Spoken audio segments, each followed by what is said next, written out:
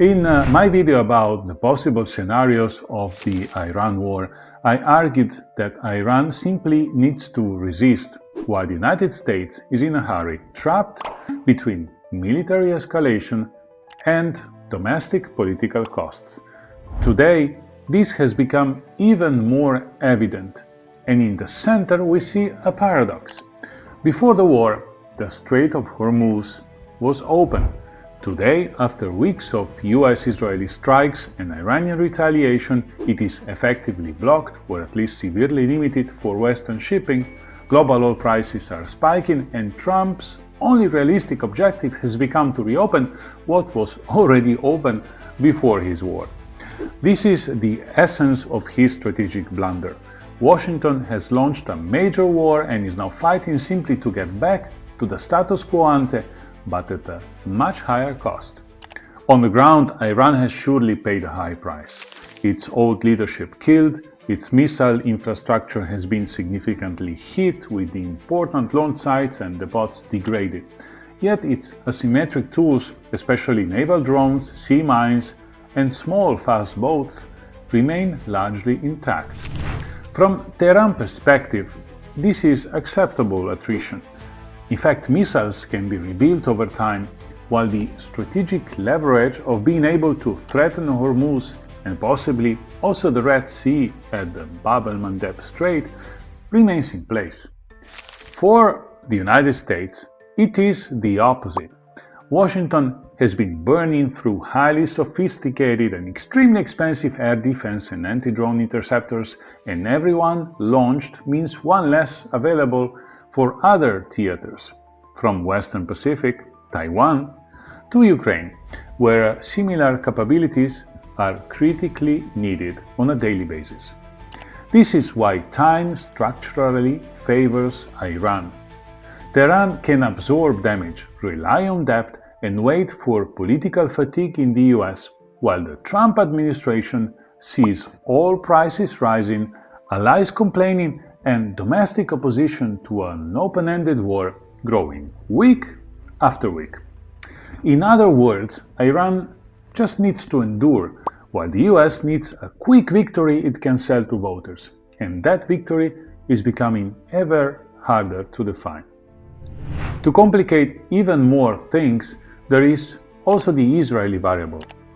Jerusalem has an interest in prolonging the confrontation to further weaken Iran's military infrastructure and its network of regional proxies, from what remained in Hezbollah, in fact it is attacking also Lebanon, to militias still present in Syria and Iraq, and in this, the interest with Washington differs dramatically. So, in 1 month of war, what are the American current objectives or gains? First, exactly the reopening of Hormuz that was open before the war began. A return to pre-war baseline that does not qualify at all as a strategic gain. Second, objective that is partially already accomplished is the degradation of Iran missile functionality, but a functionality that Iran can rebuild. Meanwhile, Russia and China emerge relatively stronger. Russia benefits directly from higher oil and gas prices, compensating for sanctions and increasing its leverage over energy-dependent economies.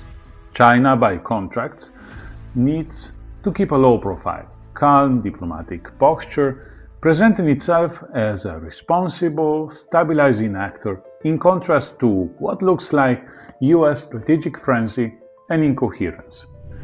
But what if the US decides that such an outcome is not acceptable and wants more? Well, in this alternative, the darker scenario, the US could risk it and go for a land invasion, not of the whole country, but of the Iranian islands near the Strait of Hormuz. This would mean amphibious or airborne operations against heavily defended positions where Iranian forces have prepared exactly for this contingency for decades. US casualties would likely be substantial, and Tehran would frame such a move as a foreign occupation of national territory, consolidating domestic support for resistance instead of weakening the regime, and moreover, convincing hardliners that the only long-term security guarantee remains the nuclear bomb. In this scenario, the war would no longer be limited to Hormuz.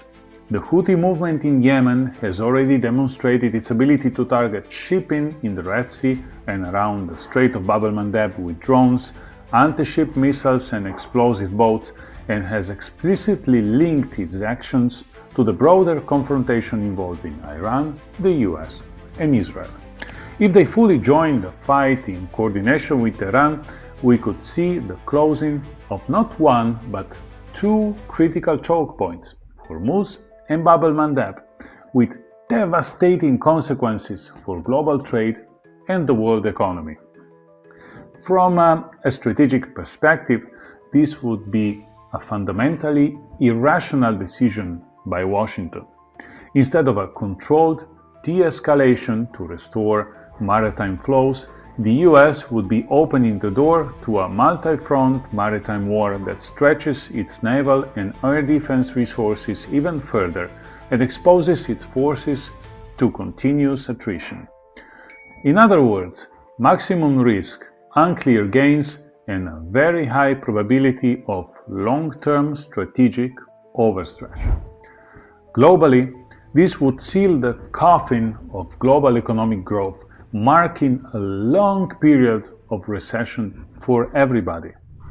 If, hopefully, reason somehow prevails in the Pentagon and the White House, the more probable path is different. We will see the continuation of what I would call a negotiation farce: harsh rhetoric, public ultimatums, and red lines for domestic consumption, combined in practice with gradual climbdown shaped by back-channel talks with Iran, regional mediators, and key US allies. The substance is simple. Washington backs down from maximalist objectives and accepts a compromise that restores shipping and offers Tehran at least symbolic gains. To make that compromise credible, the US may even have to accept some concessions relative to pre-war situation. These could include limits on certain sanctions, informal assurances about regime change rhetoric, or tacit recognition of Iran's regional influence in specific files, from Iraq to the Gulf, or even the Strait of Hormuz, all while trying to sell this blunder at home as a military victory, a vital precondition given that midterm congressional elections are now only 7 months away and they look worse for Trump by the day. The combination of high energy prices, visible military costs, and the absence of a clear victory narrative is eroding Trump's standing and that of the Republican Party. Its neocon international activities making his core MAGA supporters very angry. If this situation does not improve quickly, Republicans may have to prepare for the very real possibility of a Democratic takeover of, at least, the House of Representatives. So, to summarize the trajectory, if Washington chooses escalation towards Iranian islands and triggers a wider regional maritime conflict, the result will be a strategic and economic disaster for the US and the global system. If instead the US accepts reality and negotiates seriously, it will reopen Hormuz, but at the price of revealing the depth of Trump's miscalculation and the limits of American coercive power against a resilient adversary like Iran. Either way, Iran, Russia and China will have demonstrated that they can turn US overreach into an opportunity, while Washington discovers, once again, that in geopolitics, impatience is the enemy of strategy.